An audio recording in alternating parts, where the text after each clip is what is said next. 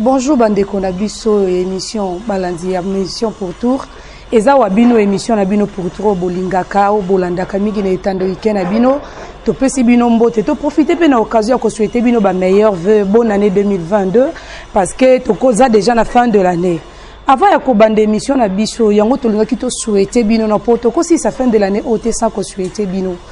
Lelo émission na biso pour tour to lobela toujours na axe chrétien. Axe chrétien to yambi mupaya o azana biso ensemble na plateau yenda ko yebisa biso akobandana no ko se présenter poto yeba e malamu avant to beta masolo to yeli bino lelo na kati na etando ikena bino. Bonjour papa. Bonjour maman journaliste. Bande ko na biso bazana etando ike bazolanda yo balingi ba yeba. Lelo émission na biso pour tour axe chrétien mais medi biso mupaya ya sika. Balingi baye ba o se présenter baye ba yo bandeko bazolanda biso na etando ike. Yamona se présenter na linga il boso ko tombela yo ba meilleur vœu déjà. Merci papa pareillement. Na suka ya mbula pe tozo bana mbula ya sika pe balandi na biso pe to tombeli bango mobu ya suka oyo ya mbula malamu pe bande na yango kolo waza na moko na biso. Nabengami na kombo ya Albert Mbenga Okulangai, révérend, nazali congolais de père et de mère, pendant quelques temps maintenant, depuis 2002, na vanda kalamboka ya Afrique du Sud, yangonde nazongi nazalamboka nangai.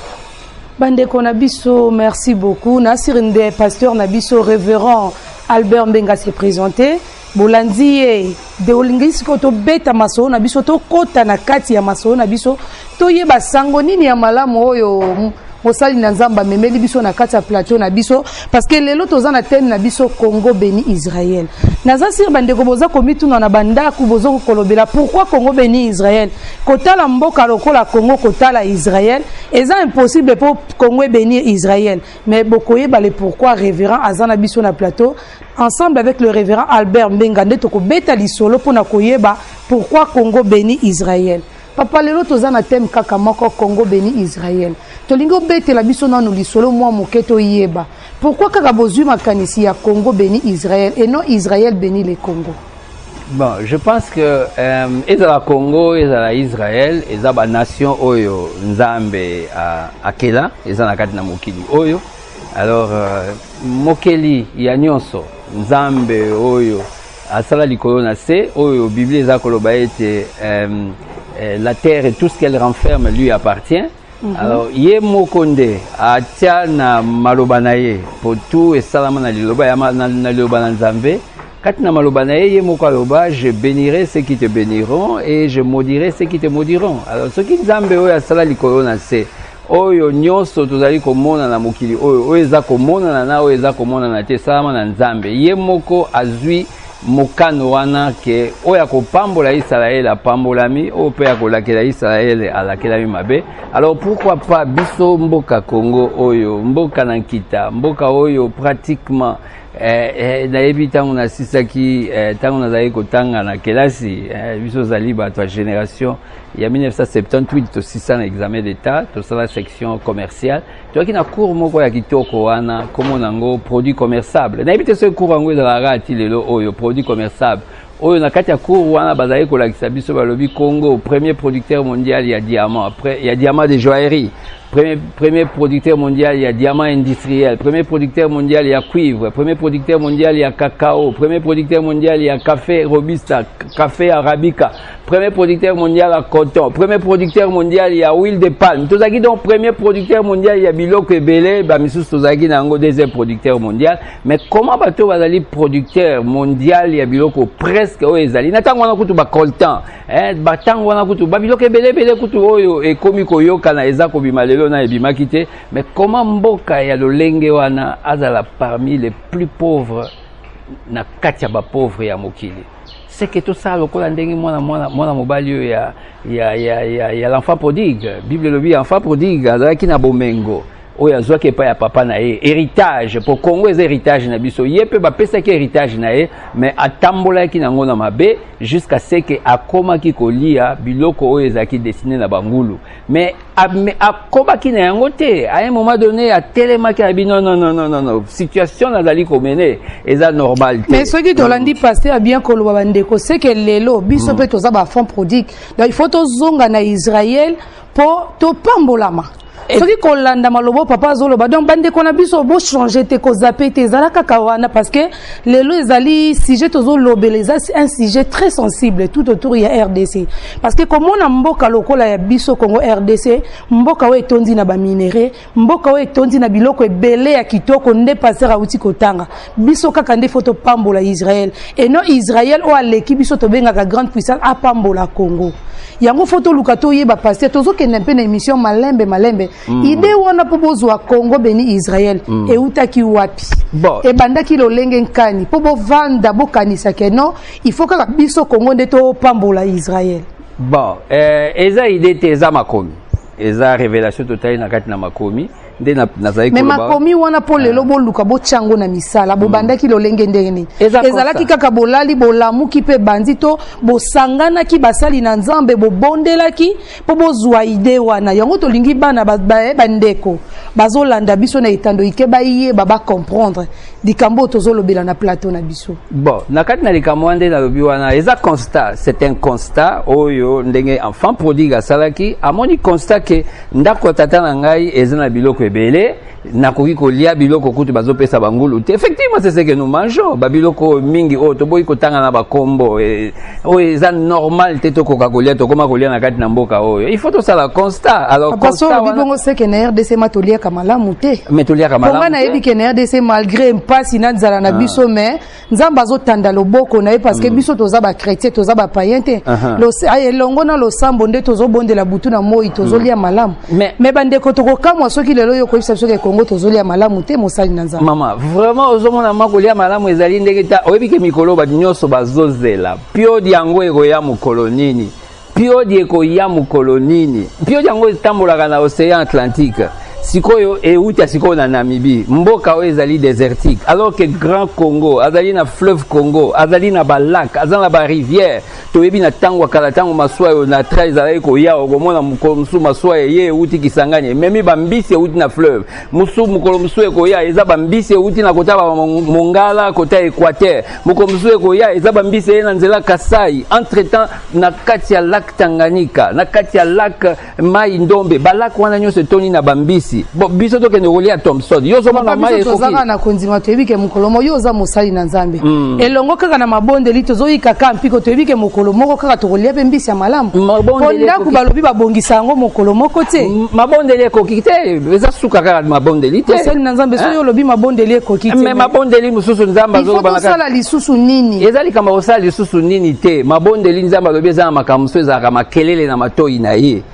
ezali comme révélation. Bible lobi un peuple sans révélation est un peuple sans frein. Est-ce que tu as la révélation ya Congo? Congo ezali mboka nini? Il faut to yeba nanu ndenge mwana mobali oyo ya enfant prodigue azalaki koloba wana amituni habite na ndako ya tata na ngai. C'est-à-dire ayebaki pa ya tata na ye biloko akolia ezali kutu basali baza kolia malamu par rapport na ye. Alors ngape na yo esenge to yeba que Congo ce n'est pas n'importe quel pays. Le Congo a une destinée prophétique. Le seul pays au monde où il y a une carte géographique avec toutes les 26 provinces de la République et vanda wapi na pavement il y a synagogue il y a Capernaum. Est-ce que zelo komoko ebimi kaka ya ofelende ngwana? Siko papa lingi sabisona nutolingi toyeba. Pavement ya Capernaum. Ba vandi balamuki bandeko balobi carte ya RDC bimi. République démocratique du Congo. Voilà. Ba moni carte na se ya sima ya Capernaum. Apoko ki ko expliquer biso ngo toyeba na balandi bazolanda parce que makambo zolo bobi kari diavezo azolanda yo papa. Donc azawana na zolanda po yeba makambo mama liza zoloba eza lolenge ni pasteur alinga expliquer biso nini. Eza na synagogue, oyebi kaka synagogue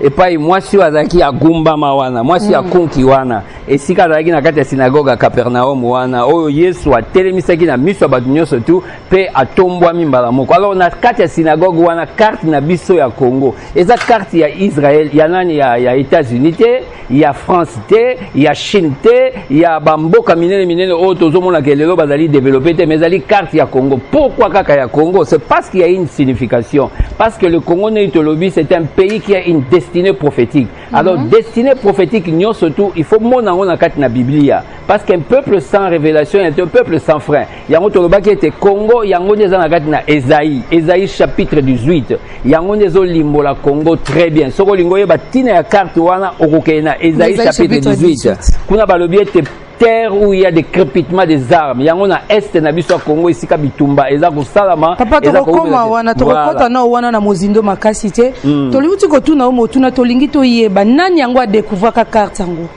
parce que to koloba te ke kaka boye na tongo bolamuki ozwaki message vision bo découvrir ki carte yango na kati ya Israël lolenge nini bon eza na bato bamona carte wana nzambe akopesa makoki na baprogramme oyo toza kosala ntango tokozala na étape ya convocation solennelle pourquoi l'Afrique doit bénir Israël et puis tokozala na sous-thème la destinée prophétique ya RD Congo nde esika bakolobela likambo ya carte wana soki omoi na carte yango na baplace mosusu mwa mabanga mike elongwa eza na bato bakolimbola likambo wana autant convenable mais pour le moment toyeba ke biso congolais tozala na esengo parce que nous sommes le seul pays jusqu'à présent parce que moni Israël zamboka ba découverte zo continuer lobi tamsu ba ko découvrir mboka msusu mais jusqu'à présent le seul pays oyo carte na yango ndenge zali dessiné eza na kati ya synagogue ya Capernaum ezali mboka oyo ya Congo. Merci beaucoup papa Balandi na biso en tout cas émission na biso ya lelo eza émission auto lukato découvrir pourquoi le Congo doit bénir Israël. Bien aimé ba pays eza ebelé parce que ces missions na biso chrétienne ya lelo ba pays Afrique eza ebelé papa tu ko yebisa biso bien sûr révérend lobi azali moko ya baye oyo azapo na organisation ya ngomba na Afrique akokaki pe ko bandango esika mususu yango tozongi lisusu epa na ye révérend olingo yebisa biso pona nini kako lingi e banda na Congo yoza ovandi na Afrique du Sud o ume na kati Afrique du Sud ozo kamba ba mangomba o ezali nyoso ya Afrique pona nite boko bandango na Afrique du Sud siko yo wuti oko bandango na Nigeria oko bandango na mboka musu parce que nyoso ene ezaka Afrique mais au préféré au bandango na Congo ezala Congo béni Israël au lieu ezala take Afrique du Sud béni Israël tolingi un peu toyeba bon nangolo na nzambe naza nesengo oyebi eza fier naza congolais na mboka ya Afrique du Sud o boyebi mboka ya xénophobie na kanisi bomonaka yango na ba télévision chaque fois makamba xénophobie esalamaka naza na esengo kozala fier kozala congolais oyo avandi na Israël na kati ya Afrique du Sud oyo abandi organisation na dimension continentale ebengami na kombo ya l'Afrique bénie Israël donc Africa bless Israël ngande mutu na banda yango na Afrique du Sud et Dieu nous a fait grâce ya ko rassembler ba pays nyonso tu otangi wana o bazali ba représentant na on a un niveau na niveau Afrique du Sud to kutanaka na bango na sala ba programme même na kati ya synagogue ya ba juif oyebi synagogue ya ba juif ezali bango baza bato bandimelaka Yesu te mais ba pesanga permission to sala quand même ba réunion na kati ya quartier général ya ba juif ya na kati ya na Afrique du Sud yango nde na nzela yango lokwa na vanda kuna to bongamaki poto bana sikoyo to sala nini Afrique bénie Israël to nga to sala yango na kati ya Afrique du Sud et je vous assure que c'est que soutien au nazwaki na kati Afrique du Sud pour na likam oyo il y a un stade qui a été préparé pour na yango et ça na batomine logo la pasteur John Hagee ya Afrique du Sud ya nani ya États-Unis alingai koya na kati na makambu yango ezana oyo aza numéro 1 ya maison africaine de prière Baris Emeka alingai koya azwaki déjà l'invitation à confirmer azakoya et kusama na kati na Afrique du Sud ezaki na 2014 donc tout était prêt en plein stade donc ba soutien ya makasi ya basali na nzambe ya batu ya ndenge na ndenge pona likambo wana mais Dieu n'a pas permis que mbongo yangoyo pona likambo salema et tout d'un coup likamoko ya niveau sécuritaire et salama ke salite yango salinga pasi mingi na lela ke pa ya nzambe comment likambo ezalite comment et salamité et puis Dieu va me révéler plus tard que ayeko yebsanga na kati na mabonde il faut que lukanzambe alobi ezali likambo sama en Afrique du Sud likambo ezali d'abord na Congo parce que Congo yango nde balobi France Fanon disait-il que l'Afrique a la forme d'un revolver dont la gâchette se trouve au Congo parce que likambo ya Israël oyo yango nde mutu eko déclencher même prospérité na kati ya Afrique parce que yebi Égypte na tango kala parce que na kokata o maloba koloba ke likambo o yango nde ko déclencher prospérité na kati ya Congo c'est que totika na biso ko bondela totika 120 jours totika 46 jours 40 jours parce que tozo mona biso loba chrétien na place que to kende ko luka nzambe to luka na no repentance na biso mais tozo kufa kaka Dieu m'a dit Dieu m'a parlé to luka prophétie to luka to lonase siko na kolokoyo kayo koloba que révélation on nzamba pesi c'est que papa to tika na biso ba mabondele belé parce que ceux qui kaka Congo béni Israël et ça minde Congo ko pambwa ceux qui na kolanda o malam na malam. Non, la Bible dit faites en tout temps toutes sortes de prières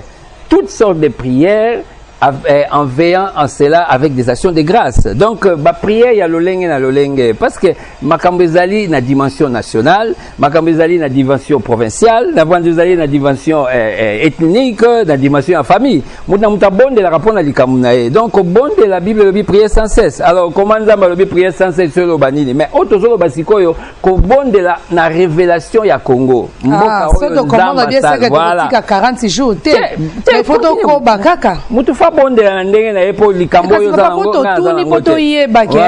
olobi po Congo ebonga papa po Congo lelo ekende liboso il faut d'abord kozonga na makolo ya ba Israélite yango nga pe na tuni motuna balandi na biso ndenge zana motuna oyo euti a partir à France o mamidia couple mamidia vezwa bazolanda o mbala mo bazotuna tunela biso na mama papa révérend yebisa biso est-ce que réellement ceux qui totiki 40 jours Congo ko kende liboso ezaka te to kota 40 jours 80 jours to matangomba mangengenge ngomba ya kingandi pour que Congo ke liboso c'est que to kina biso ko stopper pour solution de GIE te ngala ngena bongisa to kozonga na maboko makolo ya ba israélite te balobi maudit soit l'homme qui se confie dans l'homme nous on ne peut pas se confier na ba israéliens. Nous ne pouvons pas nous confier à eux ou bien à les Israélites. On ne peut pas se confier à eux. On se confie à Dieu. Nzambe nde mutalobi oya ko pambola Israël. Alobi te ke Israël nde ko pambola mutuana. Alobi ngai na ko pambola oya ko pambola Israël. Donc nous on fait oyo Nzambe alobi. C'est-à-dire na côté ya ba prière, muta continuer ko bondela na ndenge na ye, fait en tout temps toutes sortes de prières. Donc chacun doit prier na ba église, na ba doit ba recommandation ba zopesa. Ce qui est moni c'est le monani ke o bondela pona likambo songolo bondela menga na solo ba emoniseli ya Congo eza na kati ya Esaïe 40 chapitre 18. Alors kati ya chapitre 18 wana nde esika bazolobela likambo etali Congo po eza na mboka moko te akoyi ko calquer na likambo eza na Esaïe chapitre 18 po yango de lobi wana po ekokoza la mboka mususu te po balobi terre où il y a des crépitements des armes ezosama na kati ya est kuna bitumba oyo makelele ezo continuer mokili mobimba na nzela na MONUSCO elakisi mokili mobimba evandi kuna na est po esisa bitumba ezo silate c'est que il y a quelque chose oyo ke il faut mokili ya est wana akoka ko intervenir mokili mobimba evandi kuna tozoka makamndenge ezokende état de siège siko ekomi ke ba Uganda pe baya kosunga biso eza malamu na nyoso tu wana mais tozoka basiko na Bible lobi ke terre wana esika crépitement ya armes ezali et puis ba lobi terre ngo ezali wapi ezali au-delà de fleuve de l'Éthiopie. Donc, tokomi déjà kokita au-delà du fleuve Éthiopie. Balobi nation forte et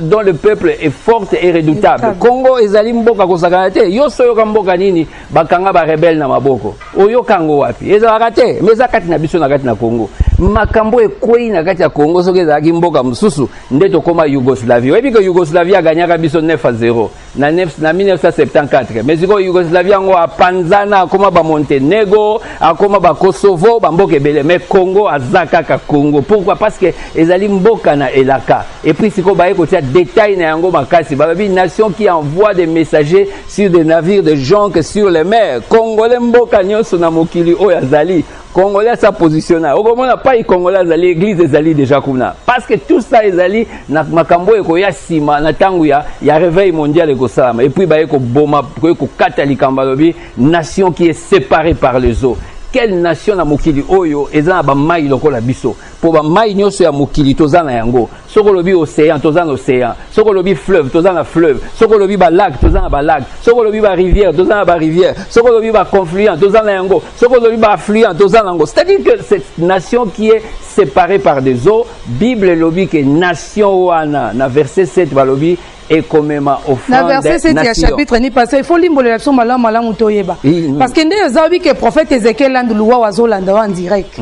donc bana centre montant de transfiguration nyoso ba télécommande ba déposer la mesa parce que ba yebeke lelo tokoyamba révérend Albert Mbenga to ngi toyeba donc pesa kabiso na ba passage biblique poto yeba makomi ozolo ba ekomami wapi onde bazana ba ofongola déjà ba bible yango na bi Esaïe 18 wana kaka yango nde détailler mboka ngonde ngezali na lobi yango ne bandeli et pas babitumbe zali na est kuna wa boka oyo ezali peuple fort et redoutable mboka oyo ezali séparé par des eaux mboka etinda ka ba messager na ba navire na mokili mobimba balobi mboka wana na Esaïe chapitre 18 verset 7 ndesika ba pesi solution balobi mboka wana akomema offrande na Sion. Ce qui okokanisi yango pe na Sophonie chapitre 3 verset 10 balobi mboka wana balobi ne bakomema offrande na Sion. C'est ce que nous sommes en train de préparer. Biso to ça nzamba c'est. Komina nu wana te papa kolela nanu presa ko bimisa mabomba mina biso wana te pona to komi bisika wana te eloko moko na lingi to ya bande ko bina tuna yo mosali na nzambe balobi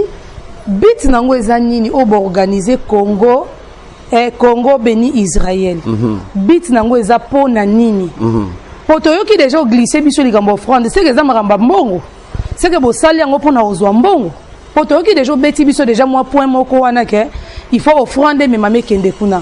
fongola biso na toyeba pesa biso kana nu bit avant to kota na makambo etali offrande. Bon d'abord but ya Congo béni Israël ezali branche ya Afrique béni Israël. Pendant toza siko tozo sala Congo béni Israël surtout si Congo béni Israël toko kene na Nigeria eza na 4 pays zozela eza Nigeria ezali Ghana ezali Cameroun eza na Afrique du Sud donc toko za appelé na Afrique du Sud béni Israël Ghana béni Israël Nigeria béni Israël même Rwanda béni Israël toko kene na Rwanda pe ba Rwandais ba kopambola Israël puisque c'est comme ça parce que le Rwanda appartient aussi na Afrique eza Uganda na bamboka nyoso tu na question lobi wana voilà na question lobi wana ezali kambo o total na kati ya debout congolais unis par le sort. Il y a quelque chose oyo ke na kati na mboka na biso Congo oyo na moment oyo toza na besoin ya unité mboka etongamaka tango ezali uni. Israël ezali kotongama te les 12 tribus bazali kotongama te mais tango bayokanaki bango nyonso tu bakutani na Israël na Afrique Joseph bateka bandeko bateka ye balevi na ba Siméon oyo basalaki makambo mabe ya koboma bato belebele mais tango bakutanaki na Israël na papa na bango bayokanaki tango bayokanaki epesaki kimia pe sima na kimia wana siko développement siko ezalaki bazali kaka 70 personnes bayako koma toute une nation. Alors Congo pe na 450 tribus soko tali na kati na biso ba congolais okomona likambo itali Israël ezako ko eloko mona kati ya makila parce que déjà départ déjà ba congolais nyo surtout ya mibali oyebika ba famille nyo surtout mwana tango azali kaka na une semaine après ndenge na Israël wana na 8 jours mwana déjà basali circoncision bamboka msu bazela bana bakoma mikolo po basala circoncision mais ya biso so mona déjà eza biloko moko na kati ya mboka na biso na kati ya makila na biso ba congolais avec les 450 tribus nyo surtout tozana ba très moko o ezali vraiment ko uta ke tozali bat moko ya Israël zo tozui lokwa bandeko lokwa baluba babenga bango moko ba yuda di Congo na witi na est kuna ba baraka ba beni ba butembo ba yango to linga lomba to yeba nanu parce que ozokima à côté ya bit wana bo saleli yango pona nini bit ezali d'abord pona ezali po bongi d'abord soma mapango parce que basali na nzambe to yebi bino déjà biso awa eza émission pour tour eza toza na axe chrétien ndeza wana ba na nzambe nyonso de la foi TV ba olanda yo ba chaîne chrétien nyonso nde bazana ba olanda yo donc il faut expliquer biso to yeba bit bo saleli yango eza pona nini eza pona ba poche na bino te eza depoza la mutuka olongwa na jaguar okoma na oyoyo tolingi toyeba bit bo saleli yango eza pona nini d'abord ils allaient prophétiques et ensuite ils appellent Nzemboana, où il y a debout congolais, unis par debout congolais, unis par le son. Depuis 60. Nous bâtirons un pays plus beau qu'avant. Nous bâtirons. Est-ce que Toko Kobaga Koyemba Nzembonaka, nous bâtirons. Mukoni Tokoyeba ko bâtir yango. Il faut to banda quand même ko bâtir, peut-être comme que Tokomi ko bâtir. Or Bible lobby, celui qui bâtit sans Dieu, alors ça travaille en vain. Alors Nzamba Mweza Nzambe wa. Nzambe à Israël, il faut tout ça là. Et longo Nzambe à Israël, dans Psaume chapitre 60 de lobby, avec Dieu, nous ferons des exploits. Tout ça n'a besoin d'exploits. Kindo lobby Nzamba Israël, c'est que na Congo Nzamba Congo azate. Oh mais Nzamba Congo. Kapoto zo kamingi Nzambe ya Israël, nde uti koloba. Bon, Israël donc biso na plateau papa kolemba biso te po mituna na biso eza masasi te bato lingi ba na Nzambe ba sosola ba comprendre makambo tozolobela na plateau mais Nzambe asali koyona se ba nation nyonso tu ya mokili ye mutasala yango mais ye moko préféra lobike na ba nation nyonso tu nga na sala na lingi nation ya Israël eza lokola modèle yango balobaka Dieu d'Abraham, d'Isaac, de Jacob, Nzambe ya Israël. Donc Nzamba Congo, mais tant que le Congo est dans la carte de la Bible, donc ils appellent Nzamba Congo, mais Congo on faut quoi abeta bale longo na Nzambe. Abeta ndenge moko Nzamba lingi ya sala. Yango tozolo bazali d'abord le Congo a besoin d'abord de l'unité. C'est pas le niveau politique simplement parce que politique et ça puisque la Bible le dit rendez à César ce qui est à César et à Dieu ce qui est à Dieu. Mais qu'est-ce que Dieu dit pour le Congo? Mboka oya munene oya bomengo nyonso tu mokili mezali na yango te. Nzamba lobi mboka wana esengela sa makamde to lobi na Isaïe chapitre 18. Eza pour la misoloté, misolango to zu yango babi que sert-il à un homme de gagner tout le monde s'il perd son âme. On a besoin Congo et Téléma. Afrique ezali à genoux parce que Congo a joué rôle na été. Il faut Congo Téléma tant Congo ego Téléma ba pays nyonso africain ba koyeba kolandana. Mais pour Téléma, il faut Téléma na ndenge nzamba sengi na ndenge na biso moko te. Bien aimé, merci. En tout cas, bozo landa biso bipa nyonso bozwami. Na profiter occasion ya ko dédier émission on a bana nyonso ya centre montagne de transfiguration chez le prophète Ézéchiel Landuluwawa. Hein, papa ya bana otobengaka LL. J'ai profité na quatre émissions on a dédié émission oyo. Na balandi nanga ba fan nanga nyonso. Obo linga biso obo sepela na émission pour tout hein bon continuer toujours ko komela biso na WhatsApp na biso numéro na biso affiché na bande de l'écran nde bozolanda biso en tout cas ba suggestion na bino hein nyonso bozana ngo ba remarque na bino to ko boya ngo te to linga ngo makasi bo hésiter te ko komela biso na dédié bino émission oyo parce que to za déjà na fin de l'année na biso va to zongela lisusu pasteur parce que to tsiki pasteur AP mamwanda parce que les ont chauffé tellement makasi na kati ya plateau parce que eza émission chrétien mais to lukato yeba tozaba na Nzambe to bondela pona Congo parce que mabele na biso Congo eza mabele eza béni. Tant to sambela Nzambe to saela Nzambe na kati mabele na biso Congo, il faut to yeba lolenga ko bondela. Il faut to yeba ndeni ya kosala ba repentance ndeti makambo pasteur afungweli biso ke to sala makambo moko esepelisa Israël te Nzamba sepela te. Donc to baby sa relation na Israël. Le pasteur a ko fungola so révélation na ke faut to zonga auprès du peuple Israël, tout ça la réconciliation na bango pour Congo et Kende liboso. Yango to zonga kasu na ngamba passer pour na kotuna. Est-ce que réellement ba démarche au babanzi? Est-ce que quoi aboutir pour que bana na Nzambe Congo peuple munene lokola Congo RDC. To zonga pa ba israélien pour na ko solo la na bango ko sala réconciliation de peur que Israël na Congo ezonga eloko moko po RDC et pambwama. Parce qu'on a évité ce qui est vraiment possible. Et c'est possible parce que d'abord, Tozoku Misanzam, puisque pas ya Mounen c'est Salami. Il y a mon candidat Mboka, son excellence président Félix Antoine Tshisekedi, pas ya Liboso et Salami.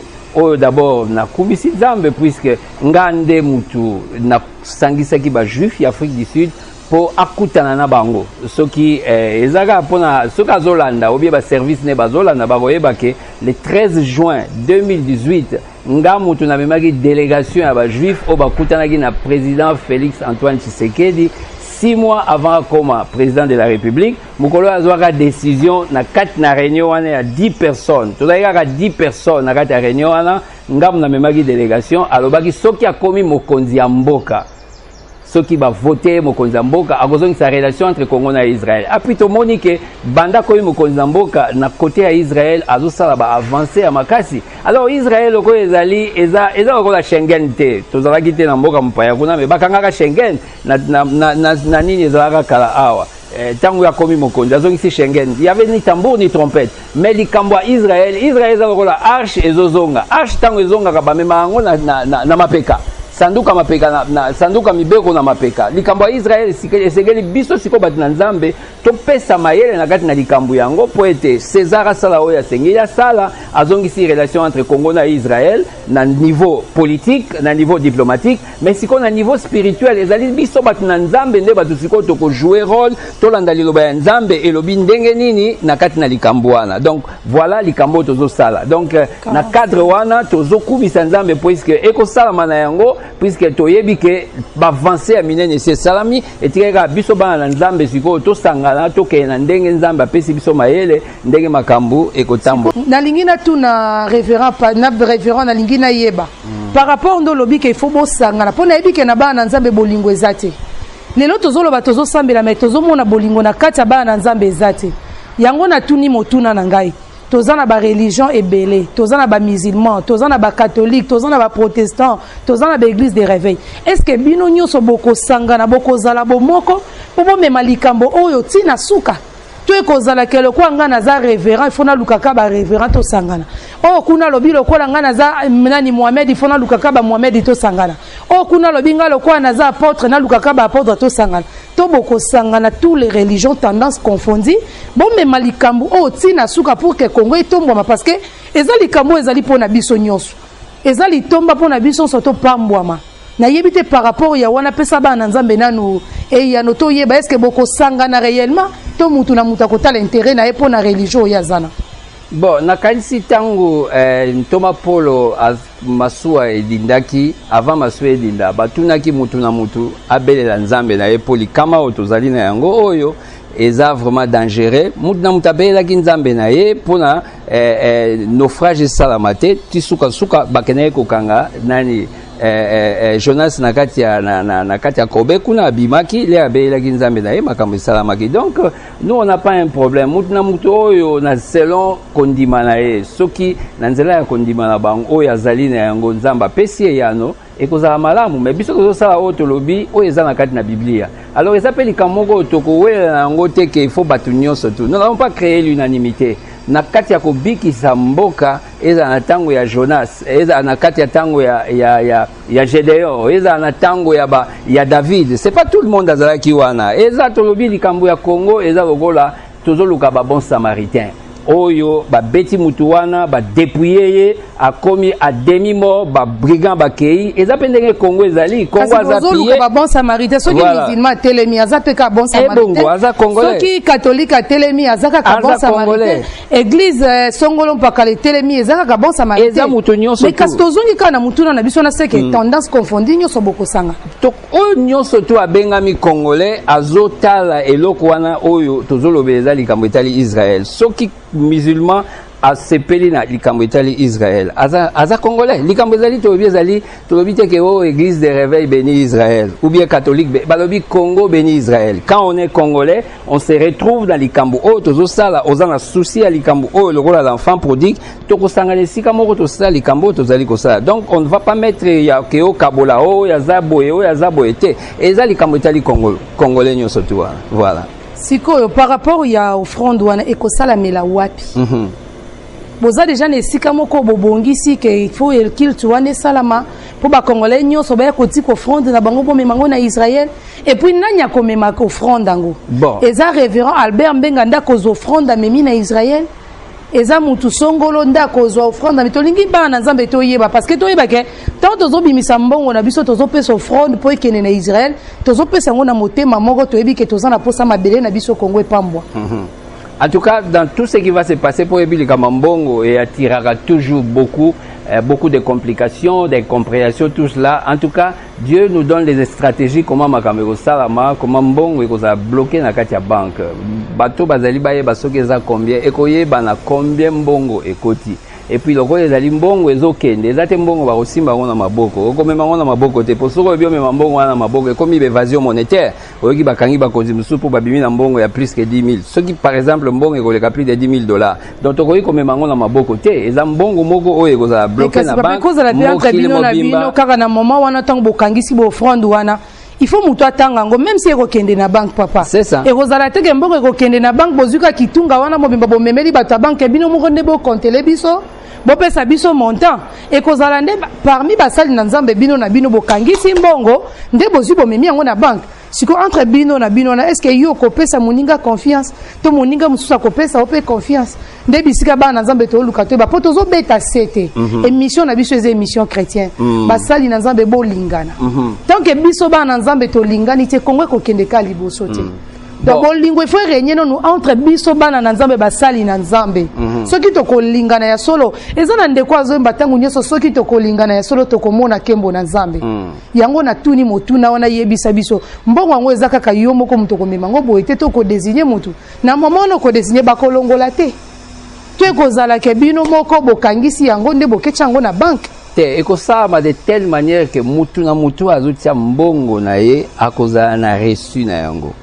Et ça, on détailler peut-être une prochaine fois comment ça va se passer. C'est quelque chose que mutazo tia offrande ya yemoko o suka suka eko suka na kati ya banque et puis bat bakoye ba totalité ya montant et puis ndenge ni processus nango eko salama de telle manière que makambo eko salama na ndenge wana. Donc eza eloko moko te ke po ekoza na tala webi eza na biloko mususu oyo ke basimbaka osale eloko moko te mais offrande ya nation yo soko simbi yango ko suka ndede oko suka kufa ezali kufa kufa ekozala na kati na likambo oyo même nga moko na kati na likambo soki na jouer mabe na zweli mbongo wana na ndenge ya malamu te naza mutu oyo nakobika te eza offrande ya toute une nation oyo Bible asengi. Alors yango nde tongo modèle ndenge ekosalama makambo nyonso tokopesa ba précision autant convenable na yango mais avant esalama bato bakoyeba nekosalamela wapi tozoluka toyeba esika ekosalama kotia mutu na mutu akotia offrande ndenge batiaka na mokuseka tokolobake ndenge ezalaka le mso te tozotuna mpona emplacement ekosalamela wapi mpo bato nyonso basangana baya kotika offrande seke fo ezala esika moko ya monene makasi te offrande mutu na mutu akoplace na ndenge na ye mutu na mutu akotinda yango ekoma na banque soki eza M-Pesa soki ezala nini ekozala Orange Money soki ekozala basociété nyonso tu ya télécommunication wana tozalaka na yango wana mutu akotia ye moko aza mpe na capacité azwa mpe nini confirmation katie mbongo na ye tout ekokende vani na kati na banque et puis kati ya banque wana bakoyeba combien ekoti bato nyonso bakoyeba yango et puis posa ezali ke mokonzi na mboka mpo ye nde mutu azali garant ya nation oyebi toza na période moko ezali très cruciale eza période oyo ke Congo ezodirige Afrique. Alors ceux qui tolingi un jour Congo a la capacité à diriger Afrique puisque direction nous surtout wana leadership nous c'est bandaka liboso spirituel. La Bible dit que nous sommes bénis de toute bénédiction spirituelle dans le lieu céleste. Ceux qui tolingi to affecté Afrique que Afrique mobimba biso to zalwa ba leader na yango et bogi déjà na moment spirituel to sala yango. Alors c'est maintenant où le Congo dirige l'Afrique en tant que Mokonzambo Kazali président en exercice à l'Union africaine. Alors l'année prochaine OK na Sénégal tout le monde est déjà présent au Sénégal ndengaza akomi koya ya mingi awa c'est que yem takoza mokumba wana sima président Félix Tshisekedi. Donc il faut année oyo nanu pe na période au président de la République azali nanu président ya l'Union africaine ndeto ko sala likambu yango wana. Alors tant tozo sala yango avant mandat na ye esi la tokolinga yepe mutu afongoli nzela wana ye mutazali garant ya nation yende symboliquement à présenter offrande ya Congo oyo ndenge nini ekosama na niveau ya Israël kuna. Alors na quatre néango pe kozana na étape évidemment puisque balobi entrer dans ces parvis avec des chants d'allégresse to kozana na grande célébration. Il est temps congolais to vendre sika moko to ça les loko moko oyo mutu nyonso tu azali ko se retrouver na quatre néango yango ezali nini mabina na koyemba eza ba grâce nzamba pesa biso. Donc to kozana na une grande célébration la RD Congo béni Israël yango nde to kosukisa likambo oyo ya offrande wana. Donc une grande célébration et kozana na Congo et kozana na 26 provinces de la République démocratique du Congo même na diaspora bako kuta nesika moko po to sa leloko wana oyo ke tozaka kande koyemba mate ezalité to yekaka pona batu na batu e komi tango ya Grand Katanga e pambola Israël ba o nyonso ba ressortissant ya Grand Katanga bakozana na chorale na bango bakoyemba banzamba nzembo oyo ezokumisa nzambe ya Abraham ya Isaac ya Jacob nzambe ya Israël na minoko ya Grand Katanga esili Grand Kivu Grand Bandu voilà c'est ça nyonso bakozala pona kokumisa nzambe puisque ça eloko biso nyonso tozali na yango eza koyemba na kobina nzamba pesa biso totalisa yango epai na nzambe na kati na koyemba na kobina aprendre offrande kosalama mais entre temps pe toyebi ke likambo monene pe ezali côté économique po tozosala yango mpo eza na côté économique nde tozali na vraiment toza na besoin ya côté économique yango tolobi ke na kati na makambo wana tokozala na trois parties toza d'abord na convocation solennelle pourquoi l'Afrique doit bénir Israël tokoinvite baressortissants ya différents pays africains baya awa na Kinshasa bayoka pona nini esengeli Afrique epambola Israël Afrique epambolaki Israël na nzela na Égypte ekomaki grande puissance elesaki mokili mobimba alors Congo nde sikoyo lokola ye nde azali moteur ye nde azali cœur ya Afrique akoloba likambo wana après tokoloba likambo ya destinée prophétique ya RD Congo ko expliquer yango soki sili tokoti sikoyo na grande célébration o ndenge toyebi ke net na est kuna déjà baza ko se préparer na yango etika tokota ba province mususu après na suki si toyeko kota nde sikoyo na côté économique tokozala na sommet économique thème nango ezali riche Congo pauvre congolais et puis grand thème ekozala bâtir la RD Congo en RD Congo avec les partenaires de l'innovation qui sont-ils? Ce sont des juifs. Tolingi to tonga Congo na bayuda. Ba misusu baza na bango basalaka ndenge baza ko continuer ko sala mais ezali choix eza mboka na biso moko ezali Congo totali bao nyonso baye ko sunga biso babenga ba pays amis ba pays frères toyebi o basali biso alors siko to continuer kaka ndenge wana obie totala modèle ya Nzambe balobi avec Dieu nous ferons des exploits et quel Dieu? C'est le Dieu d'Abraham, d'Isaac et Jacob, le Dieu d'Israël.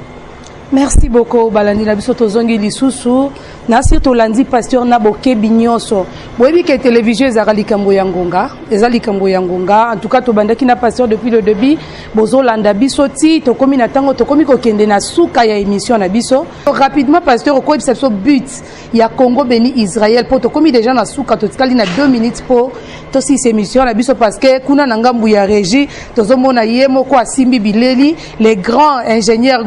John Paul yazo signaler biso ke ngonga komi na suka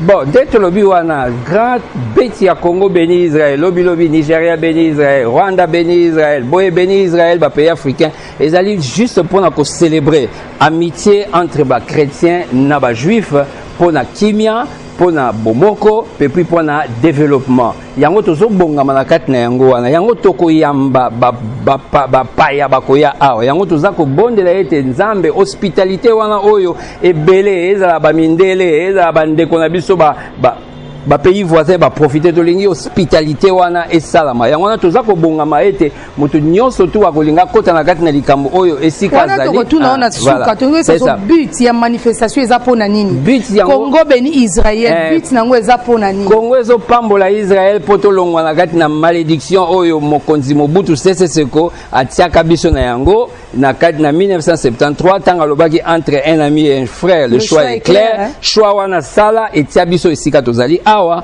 ameka ko réparer na ndenge na ye mais a réparaki yango public mate po alobaki akataki relation na ONU devant tout le monde et bongaki pe devant mokili mobimba akwa ko sala yango alors Congo béni Israël but nango ezali pona ko talisa mokili mobimba ketala Congo akabonaki na Israël Congo azongani na Israël libala bosembo merci beaucoup bande bonasi bolandi biso biti émission na biso boyoki pourquoi Congo béni Israël donc biso il faut to bénir Israël pour to fongoma sur le plan économique alors bien aimé to lembape kakate na mabondeli to faut se soutenir toujours na mabondeli kotika pe likambo ya Congo béni Israël na maboko ya Nzambe parce que tozo tuna liloba na ya suka mot de la fin na est-ce que ko ebisa biso ozo senga nini na bakonzi ya mboka ozo senga nini na balandi nyoso bazolanda par rapport ya Congo béni Israël